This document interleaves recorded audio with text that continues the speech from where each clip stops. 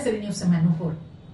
स्वतंत्रता दिवस आने ही वाला है, कुछ दिन बाकी है और हम उसमें फिर से प्रवेश लेने वाले हैं और बड़े ही उत्साह उमंग से हम गाएंगे गीत अपने स्वतंत्र होने का।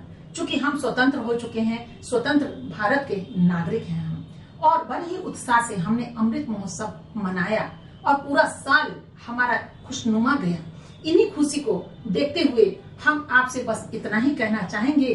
तो जो भी महिलाएं इतिहास रचती हैं, जो भी बेटियां इतिहास रच रही हैं, उस बेटी में एक बेटी हमारी लाडली भी शामिल हुई है, जिसका नाम है माही।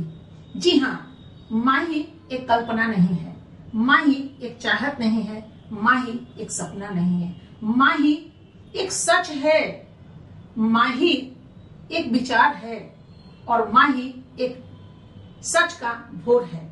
क्योंकि वो अपने साथ एक ऐसी रंग बिरंगी सुबह लेकर आने वाली है जिसमें 15 बेटियों को वो निखारेगी, संवारेगी, सजाएगी और वो 15 बेटी मिलकर बहुत जल्द दस्तक देने वाली है। माही की उम्र अभी 15वें में वो प्रवेश की है माही, और उनके विचार कि हम 15 अगस्त से पहले 15 बेटियों का एक ग्रुप बनाएंगे और वो बनाई लगी हुई है। इसमें कुछ ग्रुप उनके बन गए हैं, कुछ अधूरे पड़े हैं, जिसे माही लगता है 15 अगस्त से पहले पूरी कर पाएगी, क्योंकि माही बहुत जिद्दी है और वो जो ठान लेती है तो उसको करके दिखलाती है।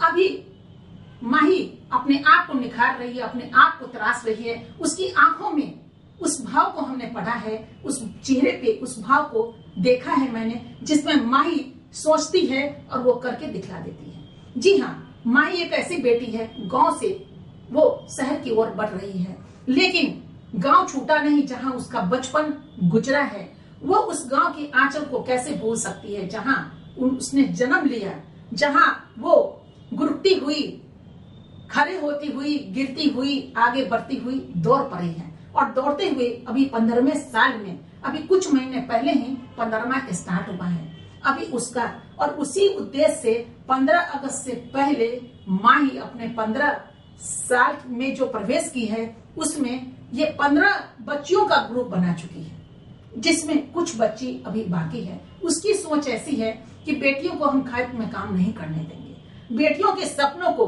चूंकि जो पढ़ी लिखी है वो भी, जो पढ़ी लिखी नहीं है वो भी आज खेत में काम कर रही है।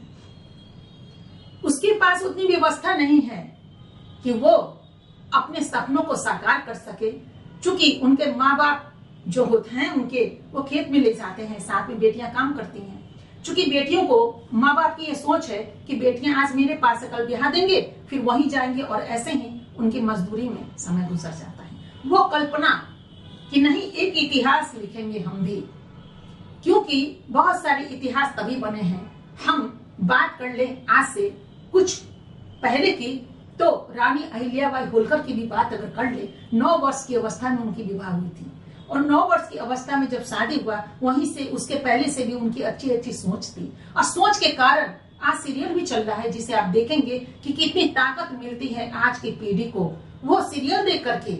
और हर इंसान ये चाहेगा कि हम रानी अहिल्याबाई होलकर की तरह कदम बढ़ाएं, वैसे ही बन जाए। उस समय आज जो सीरियल की कहानी जो है, उसमें एक पार्ट तो ये भी है कि उन्होंने अपनी सखी, जिसका नाम रेणु था, उसकी विधवा हो जाने के बाद पुनर्विवाह, चूंकि उस समय 9 साल की बच्ची विधवा होती है, उसे क्या पता कि विवाह किस मूली का नाम है, विवाह क्या नाम है, क्या होता है।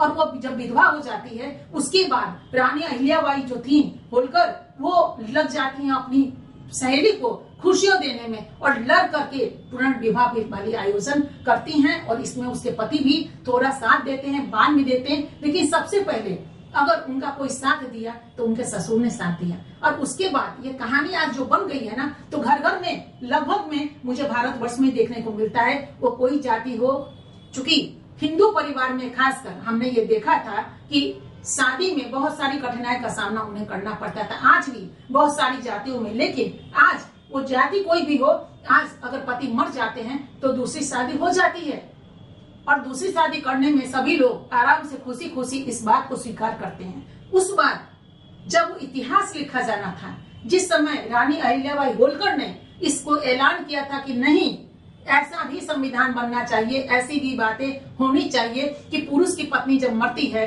तो पूर्ण विवाह नहीं होता है, लेकिन महिलाओं में क्यों, उसके सपनों को क्यों कुंठित किया जाता है, वही बंद पड़े रह जाते हैं सपने। अब बाल मुड़वा करके ये बातें होती है। नहीं, शादी पुनर्विवाह और लड़ाई लड़ी थी, आज देखिए एक इतिहास बन गया। और हर घर में अगर ऐसा नजारा किसी घर में देखने को मिलता है तो उनकी दूसरी शादी हो जाती है।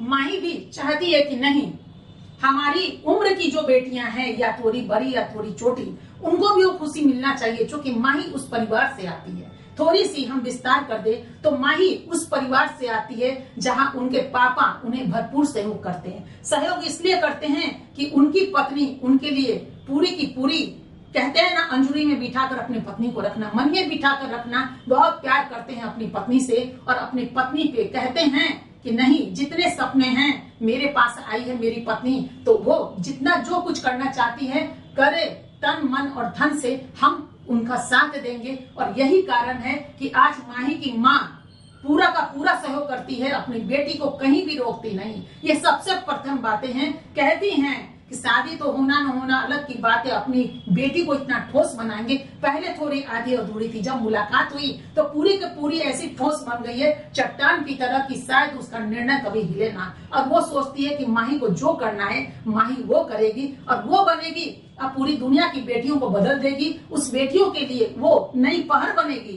कि ताकि बेटियां हंसती रहे, मुस्कुराती रहे, और इन ध्रुवसी रंगों में वो निखरती रहे, संवरती रहे। इसीलिए मैंने कहा है आपको कि माही सिर्फ कल्पना नहीं, माही एक विचार है जिसमें बेटियां उनके विचार को अपनी जिंदगी में ठीक वैसे ही उतारेंगी। आने वाले कल में जब इतिहास लिखा जाएगा, जिस तरह आज रानी अहिल्याबाई होलकर के लिए इतिहास लिखा जाता है, और आज हमारे देश की बेटी, हम श्रीमती किरण बेदी जी के विषय में बोलना चाहेंगे, जो प्रथम आईपीएस हैं।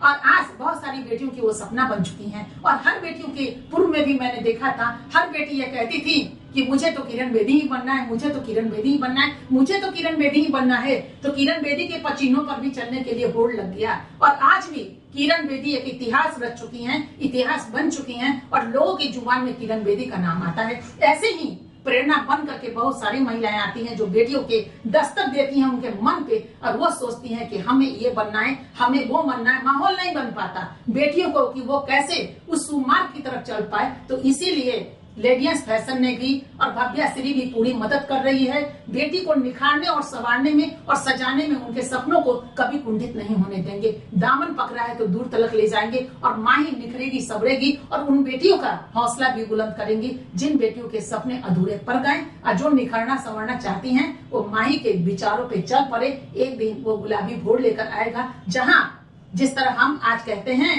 हम आजाद भारत के नागरिक हैं, उसी तरह बेटियां कहेंगी अरे हम भी कुछ कर रहे हैं। क्योंकि देश में आने वाले कल की भोर वही है, वही सजाएंगी, संवारेंगी, निखारेगी। जिस तरह आज मेरे पूर्वज नहीं है और हम इस देश को संभाले हैं, उसी तरह कल माही को संभालना है। और माही के बाद भी जो बहुत सारी बेटियां, बहुत सारे बेटे आएंगे, उनको ही तो देश संभालना होगा। तो अभी से अगर हम नहीं उन्हें मजबूत बनाएंगे तो आखिर हमारा ये देश संभलेगा तो संभलेगा कैसे।